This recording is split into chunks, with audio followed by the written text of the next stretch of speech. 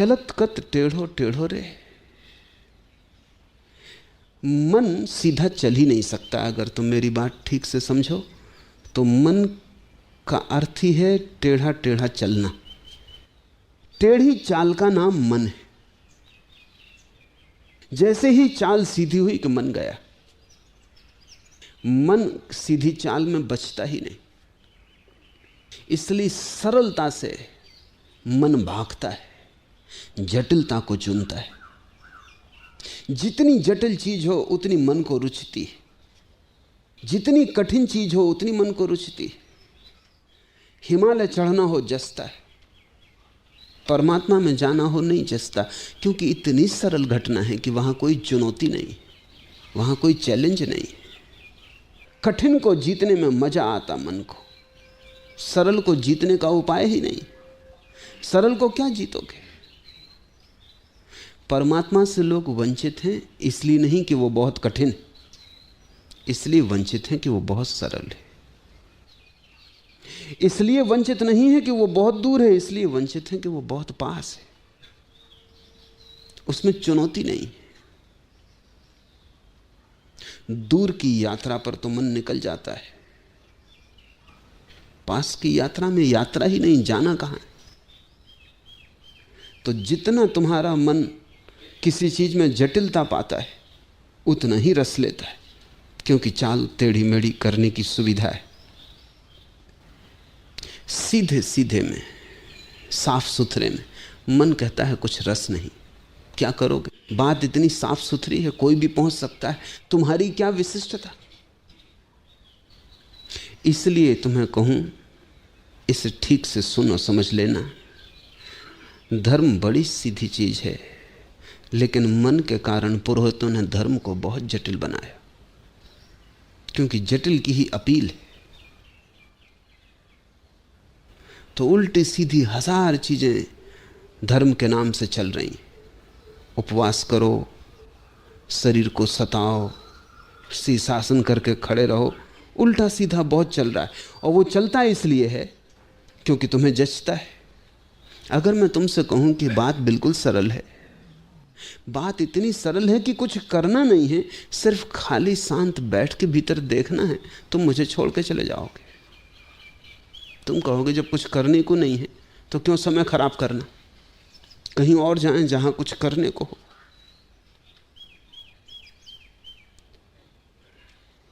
100 गुरुओं में 99 जटिलता के कारण जीते। वो जितने दांव पेंच तुम्हें बता सकते हैं उतने बता देते, और दांव पेंच में तुम उलझ जाते हो। मन बड़ा रस लेता है, पहुंचते कभी भी नहीं पहुंचते। तो गुरु कहते पहुंचना कोई इतना आसान है, जन्मों जन्मों की यात्रा है। नहीं पहुंचते तो गुरु समझाते हैं कि तो कर्मों का बड़ा जाल है, कहीं इतने जल्दी होने वाला है। कभी हुआ है ऐसा? जन्मों जन्मों तक लोग चेष्टा करते हैं तब होता। अब दूसरे जन्म में इन्हीं गुरु से मिलने का उपाय तो है नहीं। पिछले जन्म में जिन गुरुओं ने जटिल साधनाएं दी थी उनसे मिले इस जन्म में, कि पूछ लो कि भाई अब भी नहीं हुआ। वो बात ही नहीं होती, क्योंकि दोबारा मिलने का कोई उपाय नहीं। मिल भी लो तो पहचान नहीं होती। तुम खुद को भूल गए हो, तुम्हारे गुरु भी अपने को भूल गए। इसलिए धंधा चलता है, जटिलता पर सारा खेल है। तुम समझो इसे, हीरे जवारात बहुमूल्य क्योंकि न्यून है, उनका मूल्य उनकी न्यूनता में। खुद में कोई मूल्य नहीं है। कोहनूर 2 कौड़ी का नहीं है। क्या करोगे? खाओगे, पियोगे। समझ लो कि कोहनूर हर सड़क पर पड़े हो, कंकड़ पत्थरों की तरह पड़े हो, फिर क्या करोगे? कोहनूर की कीमत खत्म हो जाएगी। दुनिया भर में हीरे जवाहरात जितने हैं उतने बाजार में लाए नहीं जाते, क्योंकि बाजार में लाने से उनकी कीमत गिर जाएगी। बड़े बड़े भंडार हैं हीरे जवाहरातों के, उनको रोक के रखा जाता है, और धीरे धीरे बहुत कम संख्या में हीरे जवाहरात बाहर निकाले जाते, क्योंकि अगर उनको सारा का सारा निकाल दिया जाए तो उनकी कीमत ही मिट जाए। इसी वक्त उनकी कीमत उनकी न्यूनता में। कोहिनूर एक है इसलिए मूल्यवान है, क्या कारण होगा इसके मूल्य का? इतना ही कि इसको पाना कठिन है। 4 अरब मनुष्य हैं और एक कोहिनूर है, तो 4 अरब प्रतियोगी हैं और एक कोहिनूर है। बड़ा जटिल मामला है। 4 अरब पाने की कोशिश कर रहे हैं और एक कोहिनूर है। बहुत कठिन है। गांव गांव, सड़क सड़क, पहाड़ जंगल, सब जगह कोहिनूर पड़े हों, कौन फिक्र करेगा? और कोई अगर अब बादशाह रणजीत सिंह या एलिजाबेथ अपने मुकुट में लगाएगी तो लोग हंसेंगे कि इसमें क्या है? कोहिनूर तो गांव गांव पड़े, बच्चे खेल रहे हैं। न्यूनता का मूल्य है, क्योंकि न्यूनता के कारण पाने में जटिलता पैदा हो जाती। कुछ चीजों के मूल्य बाजार में बहुत ज्यादा रखने पड़ते हैं, इसलिए वो बिकती। अगर उनके मूल्य कम कर दिए जाएं तो उनको खरीदार न मिले। अभी बड़े मजे का अर्थशास्त्र है। तुम सोचते होगे कि चीज़ों के दाम कम हो तो ज़्यादा खरीदार मिलेंगे। कुछ चीज़ें ऐसी हैं कि उनके खरीदार तभी मिलते हैं जब उनके दाम इतने हों कि ज़्यादा खरीदार ना उनको खरीद सके। रॉल्स रॉयस खरीदनी हो तो कितने खरीदार खरीद सकते हैं? उसका मूल्य इतना ऊंचा रखना पड़ता है कि जो उसे खरीद ले वो उसकी प्रतिष्ठा बन जाए। कि रॉल्स रॉयस खरीद ली, वो प्रतिष्ठा का सिंबल है, प्रतीक। उसका मूल्य इतना है नहीं जितना मूल्य चुकाना पड़ता है, मगर लोग पागल हैं। और मन का ये पूरा खेल है। अगर तुम्हें परमात्मा ऐसे ही घर के पीछे मिलता हो तो तुम्हें रस्सी खो जाए। तुम कहो ये तो जन्मों जन्मों की बात है, ऐसे कहीं मिलता है। ऐसे परमात्मा अचानक एक दिन आ जाए और तुम्हें उठा ले कि भाई मैं आ गया। तुम बड़ी प्रार्थना वगैरह करते थे, शीर्षासन लगाते थे, अब हम हाजिर, बोलो। तुम फौरन आंख बंद कर लोगे कि ये सच हो ही नहीं सकता। ऐसा हुआ कि मुल्ला नसरुद्दीन ने जाल फेंका और एक मछली पकड़ ली। मछली इतनी बड़ी थी कि कभी सुनी भी नहीं गई थी। सिर्फ मछुओं की कहानियों में कि मछुए एक दूसरे को बताते हैं कि 10 मन की मछली पकड़ ली, मगर कोई मानता नहीं। सब समझते हैं कि गप मार रहा है। और मछुओं से ज़्यादा गपवाज दूसरे नहीं होते, क्योंकि वो मछलियों की कहानियाँ बताते रहते हैं कि इतनी बड़ी मछली पकड़ ली, कि इतनी बड़ी मछली ठहरी हुई थी सागर के तट पर कि हम बैठ के उसकी पीठ पर रोटी पकाए और मछली को पता ना चला। जब तक मछली को पता चला तब तक हमारी रोटी पक गई, भोजन कर चुके, तब वो हिली। इतनी बड़ी थी। एक बड़ी मछली पकड़ ली, भीड़ लग गई। नसरुद्दीन ने सब तरफ से उस मछली को जाकर देखा, सिर हिलाया और कहा कि नहीं, ये सच है ही नहीं, ये झूठ है, ये तो एक गप है, इसको कौन मानेगा। उसने कहा भाइयों मुझे सहायता दो, इसको सागर में फेंक देने दो, ये मछली है ही नहीं, ये एक झूठ है। अगर परमात्मा ऐसी आ जाए चुपचाप और कहे कि मैं आ गया, तुमने याद किया, तो तुम भरोसा ना करोगे। तुम कहोगे ये एक झूठ है, कोई सपना देख रहा हूं, ये हो ही नहीं सकता। तुम सरल को मान ही नहीं सकते। और मैं तुमसे कहता हूं परमात्मा ऐसा ही आता है। अगर तुम्हारे मन की टेढ़ी मेढ़ी चाल ना हो, अगर तुम सीधे सरल होकर बैठ जाओ, तो परमात्मा ऐसे ही आता है कि उसकी पग ध्वनि भी नहीं सुनाई पड़ती। एक क्षण पहले नहीं था और एक क्षण बाद है। अचानक तुम उससे भर गए हो, उसके मेघ ने तुम्हें घेर लिया है, उसके अमृत की वर्षा होने लगी। तुम कभी यह भी ना समझ पाओगे कि मेरी क्या योग्यता थी और परमात्मा आया, क्योंकि योग्यता की बात तो तर्क की बात है। परमात्मा कुछ किसी योग्यता से थोड़ी मिलता है। तुम कभी समझ ही ना पाओगे कि मेरी पात्रता क्या थी, मैंने क्या किया था जिसकी वजह से परमात्मा मिला, क्योंकि करने से थोड़ी ही परमात्मा मिलता है। वो तुम्हें मिला ही हुआ है, तुम्हारे करने के पहले मिला हुआ है, तुम्हारे होने के पहले मिला हुआ है। तुम उसे खो ही नहीं सकते। मन की टेढ़ी मेढ़ी चाल कि तुम्हें लगता है खो गया, फिर खोज का सवाल उठता है। जिसे कभी खोया नहीं उसे तुम खोजने निकल जाते हो। जिस दिन परमात्मा मिलता है उस दिन प्रसाद रूप अकारण मिला ही हुआ है। तुम जरा बैठो, तुम दौड़ो मत, तुम थोड़े मन को विसर्जित करो, तुम मन की मत सुनो, तुम मन के धुएं से जरा अपने को मुक्त करो और पार ले जाओ। तुम जरा मन की घाटी से हटो, थोड़ा सा फासला मन से, और परमात्मा से सारी दूरी मिट जाती। इसे हम ऐसा कह सकते हैं कि जितना मन के पास हो तुम, उतने परमात्मा से दूर, जितने मन से दूर उतने परमात्मा के पास। बस ऐसा ही सीधा साफ गणित है। जितने मन से दूर उतने परमात्मा के पास। जिस दिन मन नहीं उस दिन तुम परमात्मा हो। परमात्मा को तुमने खोया नहीं है, मन को तुमने पा लिया है, यही तुम्हारी अड़चन है। चलत कत टेढ़ो टेढ़ो रे, नौ द्वार नरक धरी मूंदे, तू दुर्गंध को बेड़ो रे। क्यों इतना तिरछा चलता है और क्यों इतनी अकड़? क्योंकि अकड़ के कारण लोग तिरछे तिरछे चलते।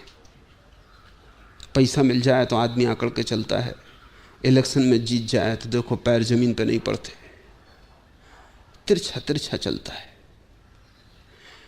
कबीर कह रहे हैं कि तेरी अकड़ का कोई कारण समझ में नहीं आता, नाहक ही अकड़ा हुआ है। अगर सच्चाई कहनी है तो अकड़ का तो कोई भी कारण नहीं है। नौ द्वार नरक धरी मूंदे, तेरे ही 9 द्वारों के कारण नरक में गिरेंगे।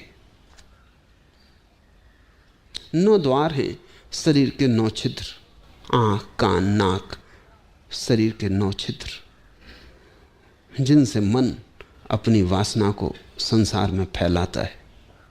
जिन द्वारों से मन बाहर जाता है, पदार्थ से चिपटता है, दूसरे को पकड़ता है, परिग्रह बनाता है, लोभ काम क्रोध को पैदा करता है। तो कबीर कहते हैं 9 द्वार नरक धरी मूंदे, तेरे ही कारण और तेरे ही द्वारों के कारण नरक का द्वार खुलेगा। अकड़ किस बात की है? क्यों ऐसा तिरछा तिरछा जा रहा है? तू दुर्गंध को बेड़ो रे, और मैंने तुझसे कभी कोई सुगंध उठते देखी नहीं, सिवाय दुर्गंध के तुझसे कभी कुछ उठा नहीं। तू दुर्गंध का घर है, फिर भी अकड़ा फिर रहा है। इसे थोड़ा समझो। अपने ही मन से बात करनी ध्यान का एक बड़ा गहरा प्रयोग है। जब तुम अपने मन से बात करने लगते हो तो फासला हो जाता। जब तुम अपने मन से बात करते हो तो मन वहां, तुम यहां। तुम अपने मन से कहते हो चलत कत टेढ़ो टेढ़ो रे, फासला हो गया। तुम बोलने वाले हो गए, मन सुनने वाला हो गया। अपने मन से बात करना ध्यान का एक गहरा प्रयोग है। कभी कभी बैठ के बात करने से तुम बड़ा लाभ पाओगे, और मन के पास कोई जवाब नहीं है। अगर तुमने ठीक से बात की और चीजें साफ रखी तो मन क्या कहेगा? मन के पास कोई जवाब नहीं है। तू दुर्गंध को बेड़ो रे, मन से सिवाय दुर्गंध के कभी कुछ नहीं उठता। और कभी अगर तुम्हें सुगंध मालूम पड़ती है तो तुम खोज करना, वो मन के पार से आती होगी, मन से नहीं आती।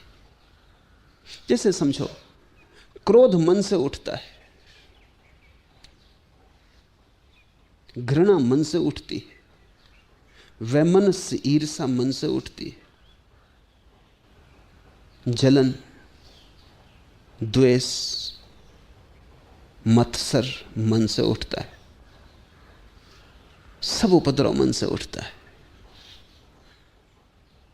अगर कभी तुम्हें मन से कोई ऐसी चीज भी उठती मालूम पड़ती हो जो दुर्गंध जैसी नहीं है, तो तुम ठीक से खोजना, तुम फौरन पाओगे कि वो मन के पार से आ रही। जो प्रेम मन से उठता है वो तो दुर्गंध भरा ही होता है, वो तो घृणा का ही दूसरा रूप होता है।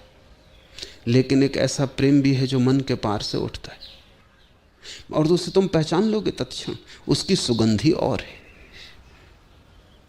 जब कभी कोई एक ऐसा प्रेम उठता है जो कुछ भी नहीं मांगता, जो कुछ भी नहीं चाहता, जिसकी कोई अपेक्षा नहीं है,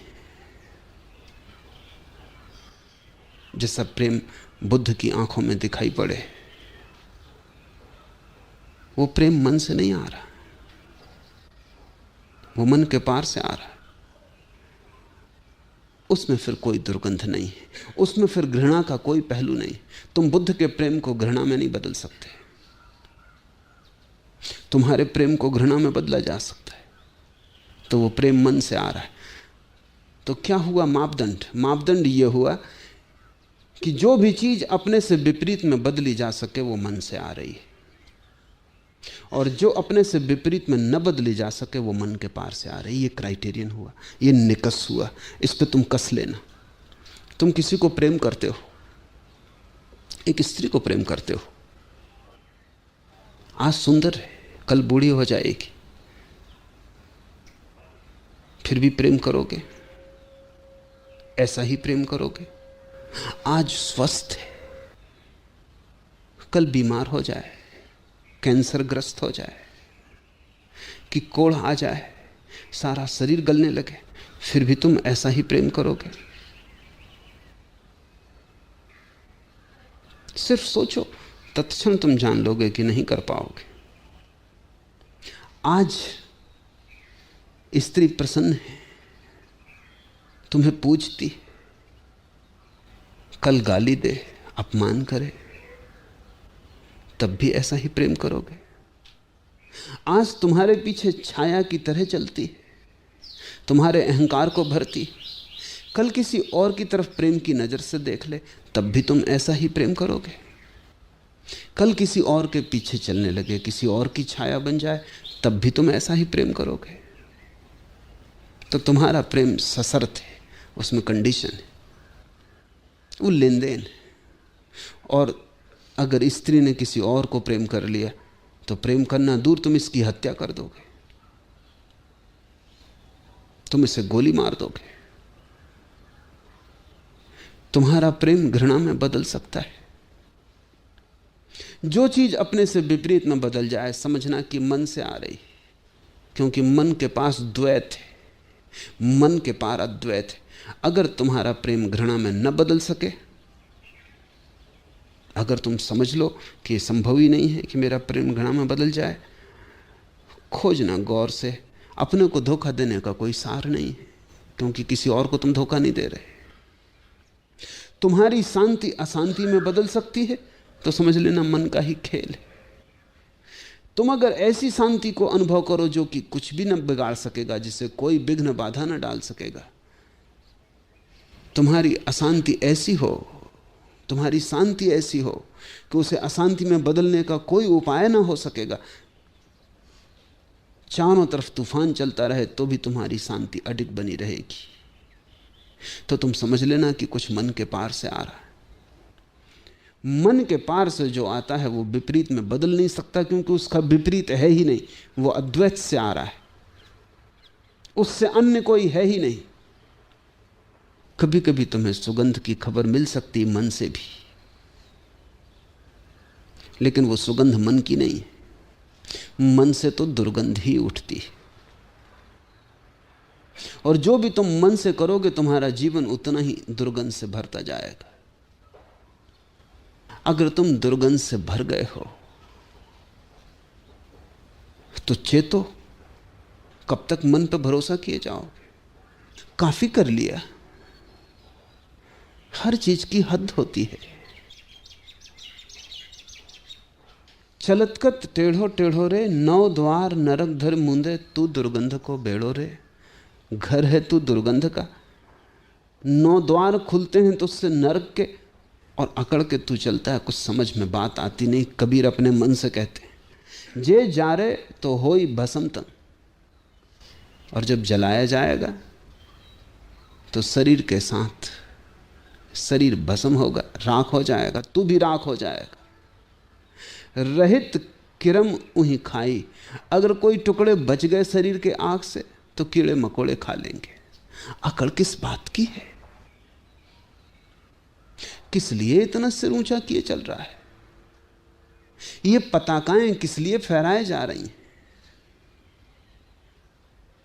झंडा उठाने जैसा कुछ भी तो नहीं है। सूकर स्वान काक को भाखिन, छोड़ देगी चेतना, उड़ जाएगा पखेरु।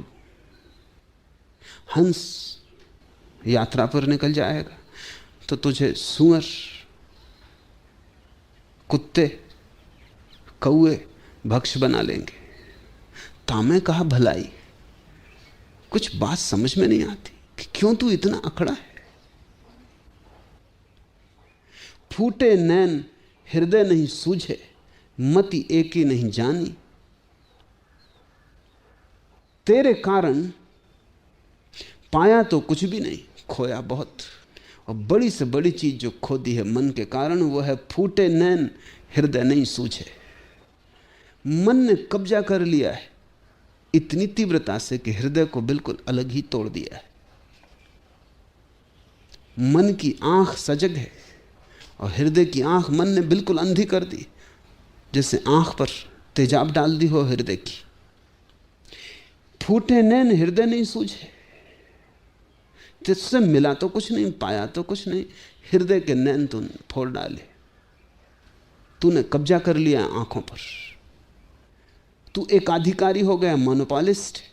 तू कहता हमसे ही देखो, और मन समझाता है कि हृदय अंधा है, देखना है तो हमसे देखो। मन कहता है प्रेम अंधा है,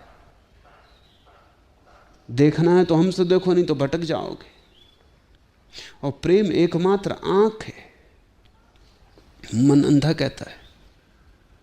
मन तुम्हें हृदय की नहीं सुनने देता। जब तुम सुनते ही नहीं बड़े बड़े लंबे लंबे समय तक, तो धीरे धीरे हृदय की आवाज धीमी धीमी धीमी धीमी पड़ती जाती।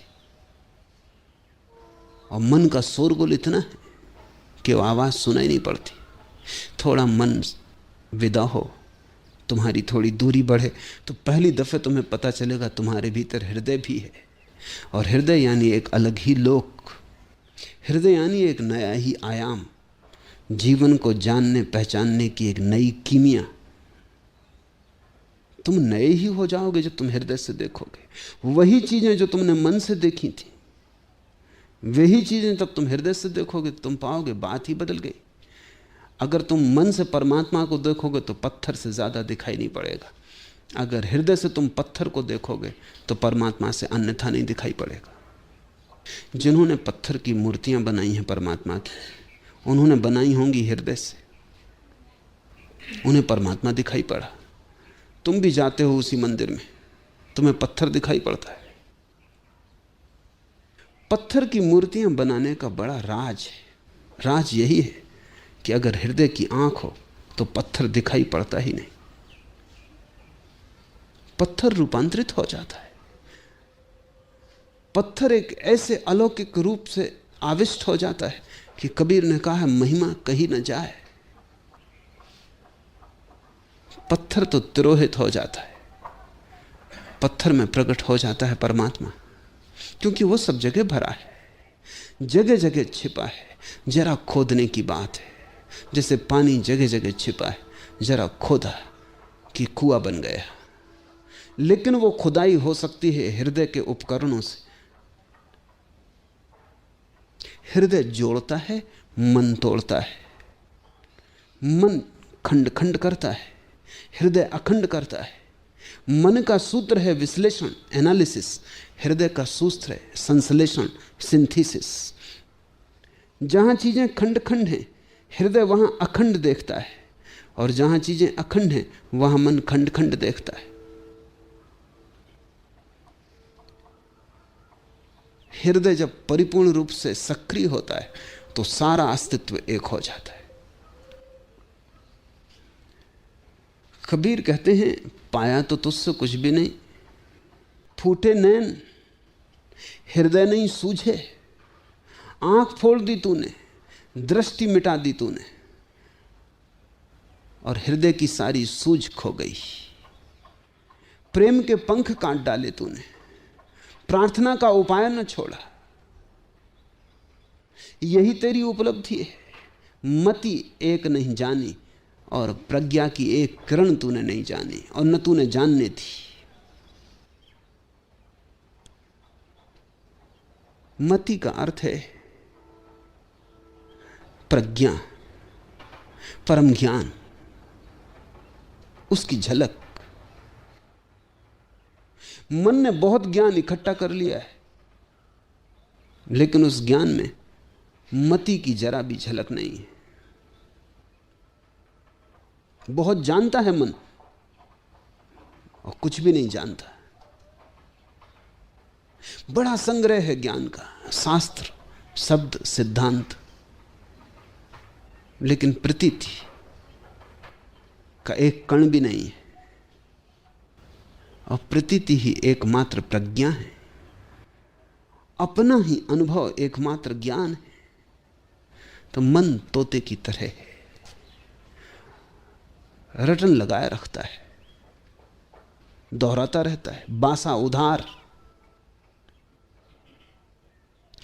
कबीर कहते हैं मति एके नहीं जानी। इसके दो अर्थ हो सकते हैं कि मति की एक भी किरण न जानी। इसका एक अर्थ भी हो सकता है कि उस एक के संबंध में कुछ भी न जाना। बहुत के संबंध में जान लिया और एक के संबंध में कुछ भी जाना जाना, और एक ही असली जानना है। उपनिषदों ने कहा है जो उस एक को जान लेता वो सब जान लेता है।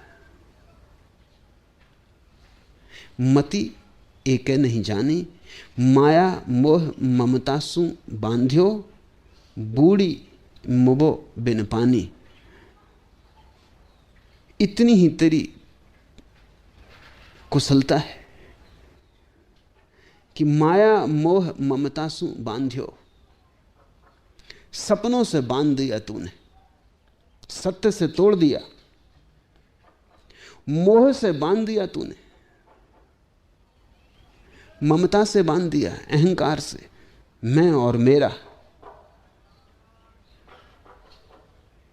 सपने तूने संजो दिए, झूठा एक जगत निर्मित कर दिया चारों तरफ, और एक ऐसी स्थिति बना दी। कहते हैं, कहावत है कि चुल्लू भर पानी में डूब मरो। कहते हैं उस आदमी से जिसको अब कोई बचने की जगह न रही, जिसने ऐसा अपराध किया है जीवन के साथ, जिसने ऐसा पाप किया है जीवन के साथ, क्या वो चेहरा दिखाने योग्य न रहा, तो उससे हम कहते हैं डूब मरो चुल्लू भर पानी में। चुल्लू भर पानी में क्यों? क्योंकि तुम इतने क्षुद्र हो गए कि चुल्लू भर पानी काफी होगा। चुल्लू भर पानी तुम्हारे लिए सागर जैसा होगा, डूब मरो। तुम इतने क्षुद्र हो गए, ये मतलब है। इतने छोटे हो गए तुम कि अब तुम्हें कोई नदी, कोई सरोवर, कोई सागर डूब मरने के लिए नहीं चाहिए। अपनी ही चुल्लू भर पानी में डूब मर सकते हो। कबीर कहते हैं, लेकिन तेरी कृपा से ऐसी स्थिति आ गई कि बूढ़ी मुवो बिन पानी, बिना ही पानी के डूब मरो। चुल्लू भर की भी कोई जरूरत नहीं, पानी की जरूरत ही नहीं है, बस डूब मरो। तूने इतना क्षुद्र बना दिया, तूने इतना छोटा बना दिया, और विराट को, जिसकी कोई सीमा न थी, जिसका कहीं अंत ना आता था, असीम को तूने ऐसी गति में डाल दिया कि अब बिना पानी के मरने की अवस्था है।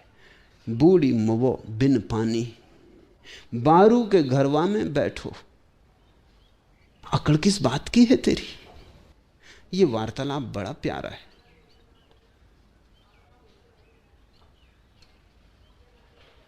बारू के घरवा में बैठो, बैठा है रेत के घर में, जो अब गिरा तब गिरा, हवा का जरा सा झोंका और संभाले ना संभलेगा। शरीर की अवस्था ऐसी तो है, कब गिर जाएगा क्या पता। अभी है, क्षण भर बाद ना हो जाए। एक क्षण का भी तो भरोसा नहीं है।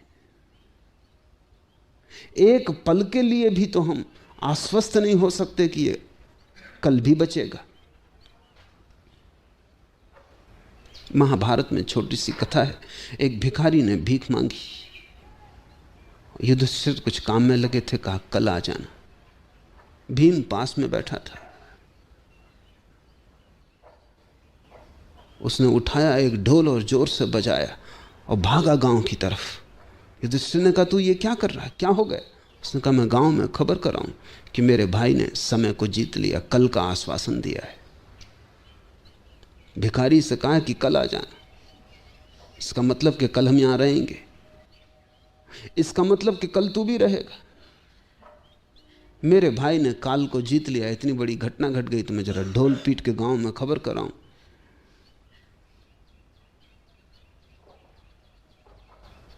युधिष्ठिर को बात समझ में आ गई, दौड़े भिखारी को वापस ले आया और कहा क्षमा कर, कल का क्या भरोसा, तू अभी ले जा। बारू के घरवा में बैठो, चेतत नहीं आयाना, और अब तक चेतता नहीं। और ऐसा भी नहीं कि कोई पहली दफा बैठा, बहुत बार बैठ चुका बालू के घर में और बहुत बार घर गिर गया, मगर फिर बना लेता है। चेतत नहीं आयाना, आयाना का अर्थ है अब तक, अभी तक, अभी तक चेतता नहीं। कहे कबीर एक राम भगत बिन, बूढ़े बहुत सयाना। और सयाने होने की अकड़ मत कर, क्योंकि एक राम भगत बिन, बूढ़े बहुत सयाना, बड़े बड़े ज्ञानी डूब गए, सिर्फ एक ही सहारा है जो बचाता है, वो है परमात्मा से प्रेम, राम भगति। अकड़ मत रख कि तू बहुत जानता है, ऐसे जानने वाले बहुत डूब मरे। ये बड़ा प्यारा वचन है, बूढ़े बहुत सयाना। मन बड़ा सयाना है, हर चीज में सलाह देने को तैयार है, वहां भी जहां कुछ जानता नहीं। हर बात में गुरु बनने की तैयारी। मन शिष्य नहीं बनना चाहता, गुरु बनने को सदा तैयार है। कूड़ा करकट इकट्ठा कर लेता है यहां वहां से। तुम जरा अपने मन को देखो, जो भी तुम जानते हो वो कहीं ना कहीं से इकट्ठा कर लिया है। सब उधार, सब बासा, सड़ा, जूठन फेंकी लोगों की, उसको इकट्ठा किए, बड़े अकड़े और सयाने बने बैठे।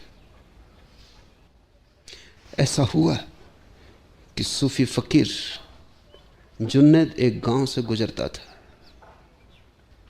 बड़ा पंडित था, बड़ा जानकार था, और जानकारों की बड़ी मुसीबत है कि वो जानते हैं तो वो दूसरों को जनाना चाहते हैं कि कोई मिल जाए जिसको सिखा दें।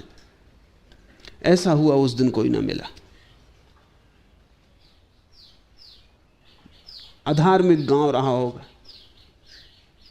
कई को पकड़ने की कोशिश की जुन्नैद ने, लेकिन लोगों ने कहा कि अभी जरा दूसरे काम से जा रहे हैं, फिर जब फुर्सत होगी तब आएंगे। या लोग जानते रहे होंगे इस पंडित को। कोई ना मिला तो एक छोटा बच्चा मिल गया। वो एक दिया लिए जा रहा था एक मजार पे चढ़ाने को। तो जुन्नैद ने उसको कहा कि सुन बेटे, ये दिया तूने ही जलाया?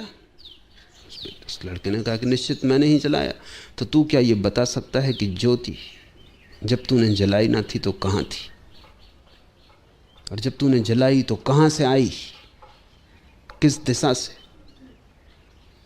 उस लड़के ने कहा कि देखो, फूंक मार के उसने दिया बुझा दिया और कहा कि अब ज्योति कहाँ गई आप ही बता दो। आपके सामने ही गई, तब मैं बता दूंगा कहाँ से आई।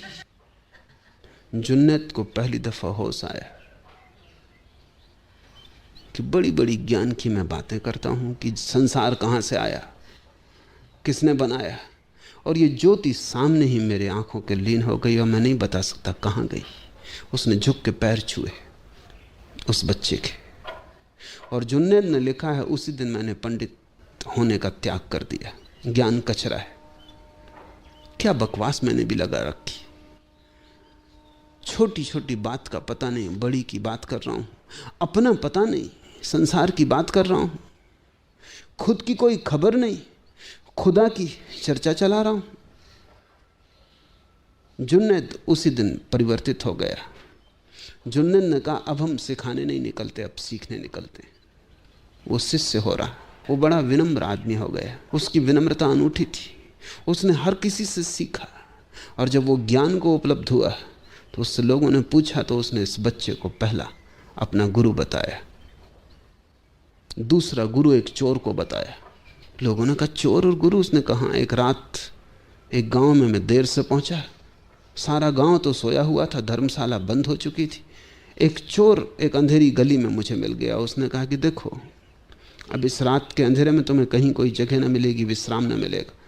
मेरे घर तुम आ सकते हो, लेकिन मैं तुम्हें बता दूं क्योंकि तुम फकीर हो, मैं चोर हूं, अपना धंधा बिल्कुल अलग अलग।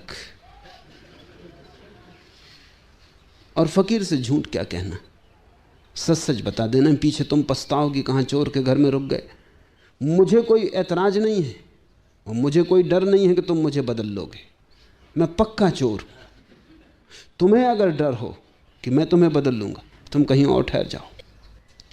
जुन्नत ने कहा कि मैंने सोचा, मन में मेरे भय तो आया था, चोर पहचान गया। मन में एक बात तो आई थी कि चोर के घर रुकना ठीक नहीं है, क्योंकि सत्संग सोच के करना चाहिए। लेकिन जब चोर ने कहा कि मैं पक्का चोर हूं, तुम मुझे ना बदल पाओगे, इसलिए मुझे उसकी कोई चिंता नहीं। हाँ, तुम्हें अगर डर हो कि मेरे पास रह के मेरा रंग तुम्हें लग जाएगा, तुम अगर कच्चे फकीर हो, तुम कहीं भी ठहर जाओ, तुम्हारी मर्जी। चोट लग गई तो उसने कहा कच्चे फकीर। गया, रुक गया,